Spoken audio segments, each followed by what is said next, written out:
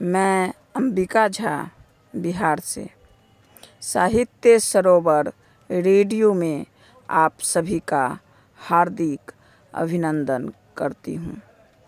आज के कार्यक्रम में हम सुनेंगे अभिनेता पवन कुमार जी को। ये राइटर्स, डायरेक्टर, म्यूजिक कंपोजर हैं मुंबई से। इन्हें मैं इन शब्दों से आमंत्रित करती हूँ। ज़िंदगी से खुशी खोनी नहीं चाहिए, ज़िंदगी से खुशी खोनी नहीं चाहिए, ज़िंदगी लंबी नहीं बड़ी होनी चाहिए। जियो ऐसे ज़िंदगी छोटी पड़ जाए, मुस्कुराहट सारे गमों से लड़ जाए। जीत हो पक्की मन में ठान लेना चाहिए, ज़िंदगी लंबी नहीं बड़ी होनी चाहिए। आज भी कहानियाँ सफ़ेद कांची पहन पहनकर किताब की शक्ल में, कभी फिल्म की रंग बिरंगी डिजाइनर ड्रेस पहनकर नए नए जामे में हमारा मनोरंजन करती रहती है। अगर कहानियाँ नहीं होती तो हमारे आपके सुख दुख पूरे रह जाते। अगर कहानियाँ नहीं होती तो वैचारिक आंदोलन नहीं होता। उन परिस्थितियों, उन काल खंडों से हमारा परिचय नहीं होता जिनमें हम आप उपस्थित रहे। अगर कहानियाँ नहीं होती तो हमें वो चोर दरवाजा नहीं मिलता जिनसे होकर अपने और दूसरों के मन की निसीम रहस्यमयी दुनिया में जाया जा सकता है। चलिए आज कहानी के ऐसे ही एक चोर दरवाजे से चिलबिल्ला नाम के दिलचस्प शख्स की दुनिया की खा लेते हैं। मेरी कहानी का शीर्षक है चिलबिल्ला खुश।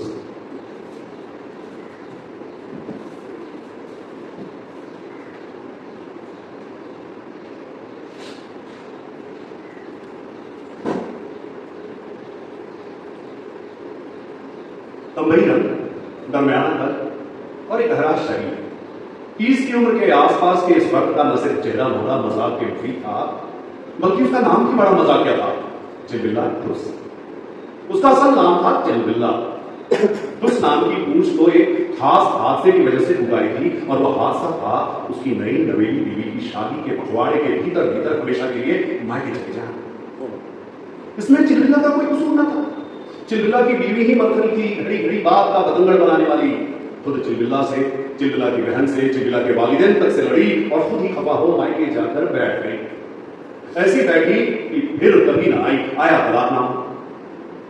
चिलबिल्ला के लिए उसकी शादी बड़ी महंगी पड़ गई। बगैर किसी गलती के बीवी को मुअज्जल मेहर देनी पड़ी। सो अलग उस पर से ठुस का नामराद जुलूस भी उसके गले पड़ गया। वह भी एक जलील अफवाह के साथ। अफवाह कि चिलबिल्ला की बीवी उसे छोड़ गई क्योंकि चिलबिल्ला बिस्तर पर ठुस क्यों हो जाएगा। यह अफवाह पिछली ने फैलाई थी चिलबिल्ला से बदला लेने के लिए, क्योंकि अपनी शादी की नाकामयाबी का ठीकरा बिचौलियों के सिर फोड़ते हुए चिलबिल्ला ने उसकी जुतम पैजार जो की।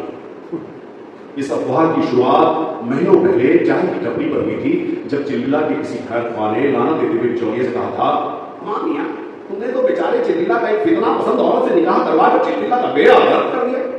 बिचौलिया भी तब अपनी सफाई में बोल पड़ा, अजी साहब यह तौबत हो, खुद को शर्मसारी से बचाने का चिलबिल्ला का जुगाड़ है, वरना तो उसके ससुराल सुल्तानपुर में असल वजह सब जानते हैं कि चिलबिल्ला बिस्तर पर कैसा टूटा।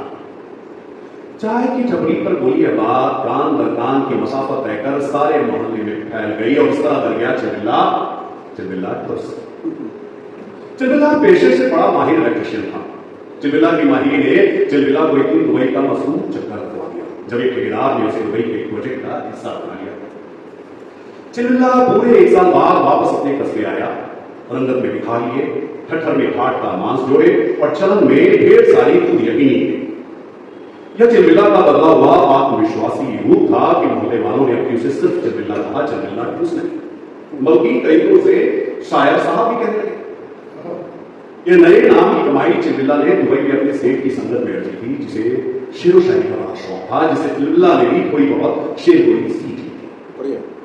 पान की गुमटी हो क्या चाय की टपरी, अब चिलबिल्ला हर जगह बात बात पर शेर देना पड़ता था। इसी दम पर इलाके में शायर के तौर पर उसकी मामूल सी पहचान बन गई, इतनी कि उसे मुकामी मुशायरे में बुलाया जाए। एक दिन ऐसे ही किसी मुशायरे में जनाब ने मन से मिसरा पढ़ा, अर्ज किया है, गौर फरमाइएगा, मेरे बाद मेरी गली में आता है कौन? किसी कोने से चकलस में की आवाज आई, मंजूर आलम।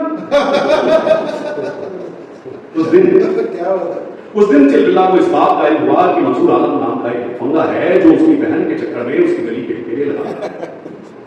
चिलबिला की आंखें खबरदार क्या हुई, चोर जरे निगाह में आ गया। कभी सामने की परचीन, कभी सामने की परचून की दुकान पर गोल्ड स्पॉट पे रखता, बातें करता, कभी ठीक घर के आगे अपनी साइकिल की उतरी चेन को फिर से चढ़ाता, तो कभी यूं ही घर से कहकदमी करता। ठीक उसी वक्त खिड़की पर नमदार होने वाली चिलबिला की बहन साजिया ने गालों पर पसरी अपनी हयादार सूखी और हसरत जदा आंखों से चिलबिला को एहसास दिला दिया कि इसकी जहनमी आग उधर उस मजदूर को भी लगी है और इधर चिलबिला की बहन साजिया को भी। साजिया बहुत पहले एक बार अपने भाई चिलबिला और अपने माँ बाप की इज्जत की मोहल्ले में खूब किरकिरी करवा चुकी थी, जब वह होम ट्यूशन पढ़ाने वाले टीचर के साथ भागने के फिराक में पकड़ी गई थी।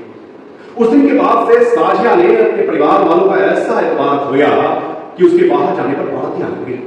अगर किसी बेहद जरूरी काम से वो बाहर जाती भी तो उसके साथ घर का कोई न कोई फर्ज जरूर होता। अब फिर चिलबिला और उसके घर वालों की फजीहत के पुराने से आसार बनने लगे थे, जब उसके घर में तालाबंद हुस्न सड़क पर फेरी मारते मंचले से मुंडेरों दरीचों से नैन भटका करने लगा था।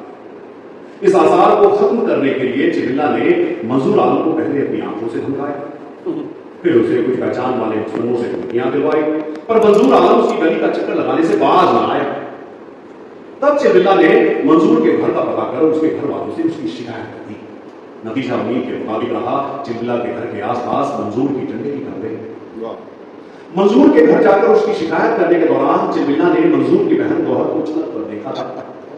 उस इलाके के स्टैंडर्ड से वह उसे जूही चावला से कम नहीं लगी थी, जामिला मुस्कान वाली जूही चावला। बढ़िया। गौहर के घर को बदगीर करने वाला रास्ता चिलबिला के घर से हाट बाजार जाने का एक निहायत ही लंबा विकल्प था, और फिर भी उस दिन से चिलबिला ने आमदोरफ्त का भी रास्ता पकड़ लिया।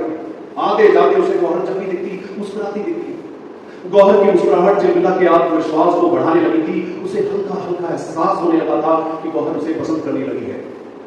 इस एहसास को उस दिन पुख्तगी मिल गई जब गौहर का भाई मंजूर चिलबिला को उसके घर की चार दीवारी ताकता नजर आया।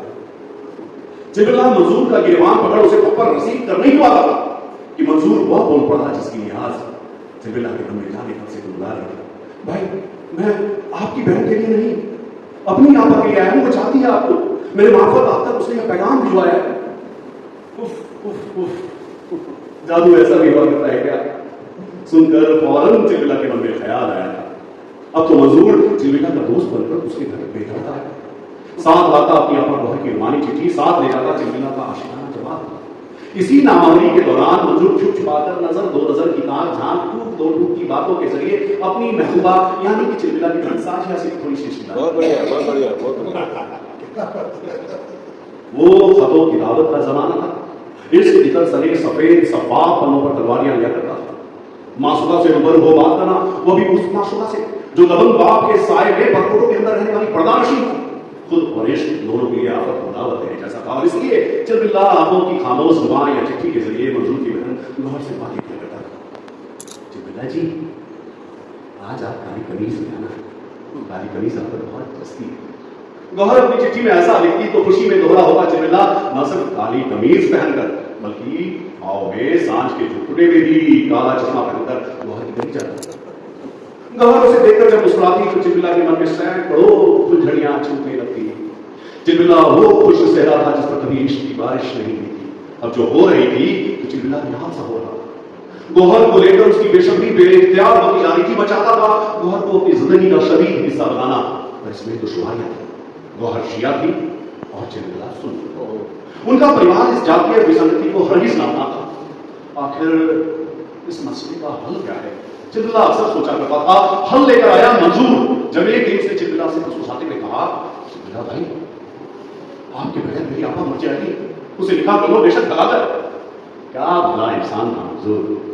उसने चिलबिला को न सिर्फ राह सुझाई बल्कि कुछ ही दिनों में उस राह पर चिलबिला की गांव जमीन की बंदोबस्ती भी कर दी। बड़ी एक जायज खुदगर्जी कर गया मंजूर जब उसने चिलबिला से किस्तों में कहा, भाई आपकी और गौहर आपा की टिकट कटा कर दी है, अगले जुमेरात की टिकट है, दिल्ली में मेरा दोस्त है, वो आपके रहने ठहरने निकाह सबकी बंदोबस्ती कर देगा, वो सारा सब ठीक से निपट जाएगा। बाकी मेरी फिक्र मत करना, मोटी चमड़ी का हूं, आपके लिए मार जिल्लत सब सह लूंगा, पर अल्लाह कसम मुंह ना खोलूंगा। बहुत बढ़िया। तुम ऐसा क्यों नहीं करते? तुम भी हमारे साथ क्यों नहीं चले? चिलबिला ने मंजूर को जब ये औपचारिक पेशकश की तो मंजूर मासूम सी सूरत ओढ़े थोड़ी देर चुप रहा, फिर यकायक गुजारिशी आवाज में बोल पड़ा, भाई अब अपने साथ मेरे भी इसका बेड़ा पार लगा तो तुम्हें सब पता तो है। चिलबिल्ला तो मजदूर और उसकी बहन साजिया के बीच का सब पता तो था ही। वह तो जानबूझकर इससे भूखे रहता था, पर आज मंजूर ने उसे इस कदर मशहूर कर दिया था कि अब की वह मंजूर की मांग को नजरअंदाज न कर पाए। अगर उसका मंजूर की बहन से रिश्ते जायज है तो मंजूर का भी उसकी बहन से रिश्ते जायज है। अदल परस्त होकर अपनी इंसानियत का म्यार उठाकर चिलबिल्ला ने यह सोचा और फिर मंजूर को साजिया को बुलाकर साथ हमरा होने की मंजूरी दे दी। उस दिन के बाद मंजूर चिलबिल्ला के घर कुछ एक दिन आता रहा, कुछ इस तरह की जरूरी इत्तला लगी, भाई S12 में 9 और 10 आपका और आपा का सीट है, हमारा वेटिंग में है। भाई शादी की शेरवानी लेकर रखना, दिल्ली पहुंचते ही आपको और आपा का निकाह पढ़वाना है। अरे आपको शेरवानी की क्या जरूरत है, आपके पास तो पिछली शादी की ऑलरेडी पड़ी होगी। यह सब सुन चिलबिल्ला के मन में घबराहट और खुशहाल दोनों करवटें लेते। फिर वो दिन आया जब चारों अशकों का भावना तय हुआ था। चिलबिल्ला ने दिल्ली रवानगी से पहले दुबई से कमाई अपनी शर्मसार पूंजी बैंक से निकाल कर अपनी बहन को संभाल कर रखने दे दी। यह सोचकर कि दिल्ली में जब तक कोई काम नहीं मिल जाता तब तक उन पैसों से सबका निवाह होगा।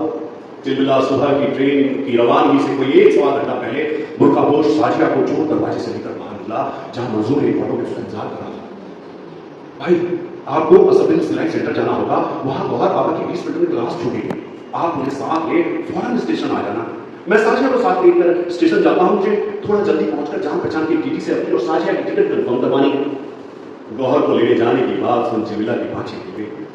यह पहली दफा होगा जब चिलबिल्ला गौहर के साथ होगा। इससे पहले मोहल्ले की दकियानुसी निजामत और गौहर की कट्टरबाग की पाबंदियों ने कभी उन दोनों की मुलाकात की सूरत पैदा ही नहीं की।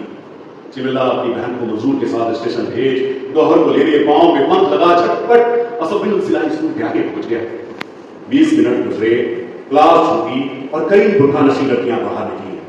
चिलबिल्ला को यकीन था कि उसकी गौहर उसे देखते हुए इसके पास आ जाएगी और उसे अपनी पसंदीदा काली कमीज में देख हिजाब के पीछे से शर्माते हुए कहेगी, काली कमीज आप पर बहुत जचती है। वह शाइस्ता हो शुक्रिया कहेगा और फिर गौहर को ले स्टेशन चला जाएगा। वहां से मंजूर और साजिया के साथ ट्रेन पर बैठ दिल्ली चला जाएगा, जहां एक हसीन जिंदगी उसका खैर मकदम करेगी। गौहर के कद घाटी की हर बुर्का पहनी लड़की को देख चिलबिल्ला को गौहर के होने का इम्कान दिखा, पर जब सारी लड़कियां वहां से चली गई तो चिलबिल्ला की उम्मीद हाफने लगी। 20 मिनट से आधा घंटा हो गया, पर गौहर का कहीं कोई अता पता न था। कहीं गौहर की मुझ पर नजर न पड़ी हो और वो सीधी स्टेशन चली गई हो तो मंजूर ने उसे ट्रेन बर्थ नंबर वगैरह तो बताया ही होगा। यह सोच धड़कते दिल के साथ चिलबिल्ला स्टेशन की ओर भागा। स्टेशन पहुंचकर उसने पाया कि दिल्ली वाली ट्रेन प्लेटफॉर्म पर लगी थी। चिलबिल्ला ने सारी ट्रेन इधर से उधर देखी, पर मंजूर का बताया बोगी नंबर S12 तो उसने कहा ही नहीं। उस ट्रेन के टीटी ने भी जब इस बात की तस्दीक कर दी तो चिलबिल्ला को लगा कि शायद उससे मंजूर की बताई बोगी को नोट करने में कोई भूल हुई है, और इसलिए वह ट्रेन के अंदर जहां जाकर मंजूर अपनी बहन साजिया और अपनी नशी गौहर को ढूंढने लगा। 1 दफा 2 दफा तब तक जब तक ट्रेन सरकने लगी। चिलबिल्ला उन्हें ढूंढता रहा, पर उसकी हर कोशिश को नाकामी हाथ लगी। कहां गए सब? उस चिलबिल्ला का माथा ठंडा, पीठ पर थैला बांधे वो बदमाश सी हालत में मंजूर के घर आया और थैले को बाहर एक किनारे रखकर उसने मंजूर के घर की कॉलिंग बजाई। उसके होश फाख्ता हो गए जब दरवाजा मंजूर की बहन गौहर ने खोला, हमेशा की तरह मुस्कुराती हुई। अस्सलाम वालेकुम, मंजूर कहाँ है? वालेकुम अस्सलाम, वो तो सुबह से नहीं गया हुआ है कहीं। क्या आपको नहीं पता कि वो कहाँ गया? अरे आप तो ह्यूमन जान बन रही है, मानो मैं आपसे नहीं आपके भूत से इश्क कमाता रहा हूं। क्या रुल पक रहे हैं? गौहर गुस्से में भड़कते वक्त भी वो मुस्कुरा रही थी। चिलबिल्ला को तब जाकर यह समझ में आया कि गौहर कुदरती फाक हो क्लेफ्ट लिप वो वाली लड़की थी। गौहर गुस्से में भड़क उठा, गौहर गुस्से में भड़क उठी, भड़कते वक्त भी वो मुस्कुरा रही थी।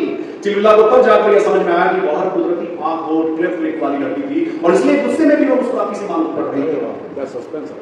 चिलबिल्ला यह भी समझ गया था कि उसके और गौहर के बीच का इश्क कोई हसीन हकीकी वाकया नहीं, बल्कि मंजूर द्वारा की गई तस्वीर करामात थी। उसके खुद का उलूल सीधा करने के लिए चालाक मंजूर चिलबिल्ला को गौहर के इश्क के झूठे बतासे खिला चिलबिल्ला से मदद वसूल कर उसकी बहन को कोई नामालूम जगह दे देता। इस सच्चाई का एहसास होने के बाद कहीं और ज्यादा जिल्लत न हो यह सोच चिलबिल्ला फौरन मंजूर के घर से निकल गया, पर वो अपने घर जाने के बजाय पुलिस स्टेशन गया मंजूर के खिलाफ रिपोर्ट लिखा। नाम रिपोर्ट लिखवाने के क्रम में पुलिस वाले ने जब चिलबिल्ला से उसका नाम पूछा तो चिलबिल्ला ने मायूस आवाज में कहा, चिलबिल्ला खुश। आज तो चिलबिल्ला ने भी मान लिया था कि बड़े खुश है।